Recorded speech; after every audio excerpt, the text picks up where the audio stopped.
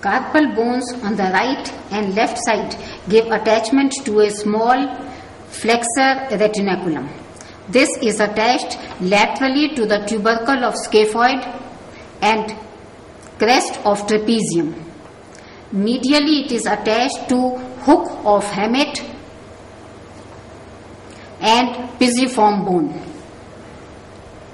In addition, it has a deep slip which is attached to medial side of the groove of trapezium for the passage of flexor carpi radialis. On the medial side is a superficial slip also attached to pisiform, and it covers the ulnar vessels and nerve as these enter the palm. Structures passing superficial to flexor retinaculum from medial to lateral side are ulnar nerve, ulnar vessels, palmar cutaneous branch of ulnar nerve, tendon of palmaris longus, and palmar cutaneous branch of median nerve. Structures passing deep to flexor retinaculum are tendon of flexor pollicis longus in the synovial sheath, 8 tendons of flexor digitorum superficialis and flexor digitorum profundus, 4 each. Median nerve lying superficial to the tendons. The tendon of flexor carpi radialis is passing between the superficial and deep slip of the flexor retinaculum.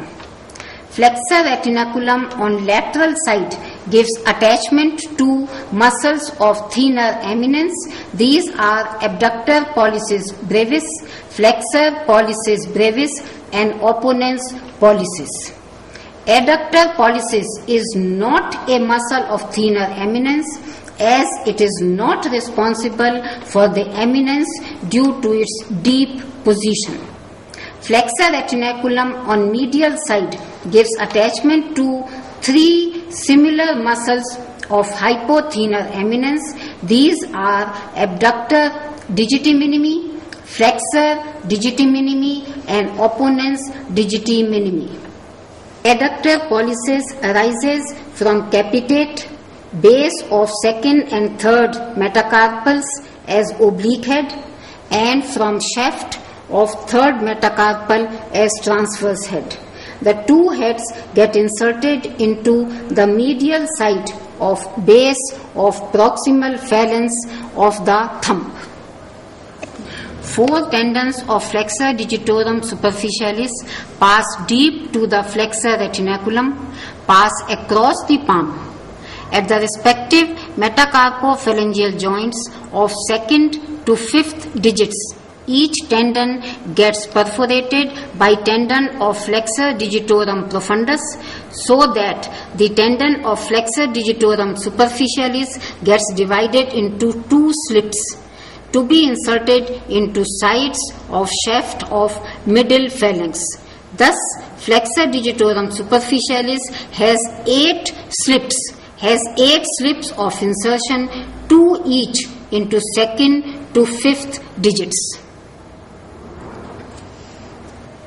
The tendon of flexor digitorum superficialis is perforated by tendon of flexor digitorum profundus and gets divided into 2 to get inserted into the shaft of the middle phalanx, and tendon of profundus gets inserted into the base of the distal phalanx. The 4 tendons of composite flexor digitorum profundus pass deep to the flexor retinaculum. They also pass deep to the tendon of flexor digitorum superficialis, perforate through the tendon of superficialis, and get inserted into base of distal phalanx of 2nd to 5th digits. These tendons are the only ones to cross distal interphalangeal joint and are its only flexors. These 4 tendons of flexor digitorum profundus also give origin to 1st and 4th lumbrical muscles. The 1st and 2nd are unipennate, and 3rd and 4th are bipennate. These pass on the lateral side of respective metacarpopharyngeal joint to get inserted into the respective extensor expansions. Palmar interossei. These are 4 in number. These arise from one metacarpal each and are adductors of digits at the metacarpopharyngeal joint. The mnemonic is P for Palmar and AD for adduction. The first interosseous is a small muscle as its action is done by adductor pollicis. It arises from base of first metacarpal and inserted into proximal phalanx of the thumb. Second, third and fourth arise from second, fourth and fifth metacarpals respectively. Third metacarpal has no palmar interosseous. Third metacarpal has no palmar interosseous, and so no palmar interosseous is inserted into the long middle finger, and no palmar interosseous is inserted into the long middle finger. Second palmar interosseous is inserted into extensor expansion of index finger.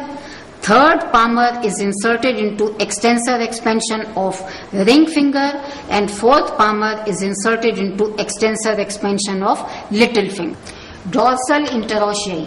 These are abductors at metacarpopharyngeal joints. These are 4 in number and arise from adjacent sides of 2 metacarpal bones.